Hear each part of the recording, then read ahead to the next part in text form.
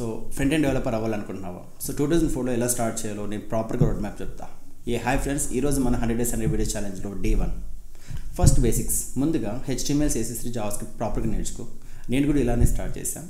HTML అంటే structure, CSS అంటే style, JavaScript అంటే బిహేవియర్. ఇవి బేసిక్స్ అనమాట. ఫస్ట్ ఇవి పర్ఫెక్ట్గా నేర్చుకో. దాని నెక్స్ట్ వచ్చేసి జావాస్క్రిప్ట్ డీప్గా వెళ్ళాలి. ES6 ఫీచర్స్ అంటే ఏంటి, ఎప్పుడు ఎక్కడ ఎందుకు యూజ్ చేస్తారు ప్రాపర్గా తెలుసుకో.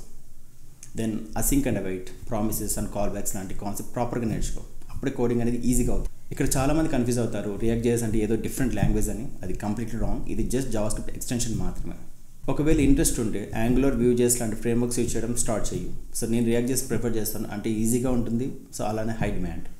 So responsive web design, mobile, tablet, డెస్క్టాప్లో వెబ్సైట్ ప్రాపర్గా కనిపించాలంటే రెస్పాన్సివ్ వెబ్ డిజైన్ అనేది చాలా ఇంపార్టెంట్. సో దీనికోసం మనం media queries, flexbox, CSS grid use చేయడం ప్రాపర్గా తెలుసుకో. The testing, Jest and Cypress లాంటి టెస్టింగ్ టూల్స్ నేర్చుకో. బగ్స్ లేకుండా ఉండాలంటే టెస్టింగ్ అనేది. ఇది 2024లో ఫ్రంట్ ఎండ్ డెవలపర్ అవ్వాలంటే ఫాలో చేయాల్సిన రోడ్ మ్యాప్. వీడియో నచ్చితే సేఫ్ ఫాలో చేయండి. సో రోడ్ మ్యాప్ కావాలంటే కామెంట్స్లో ఫ్రంట్ ఎండ్ అని టైప్ చేయండి, పంపిస్తాను. Thank you. See on next video.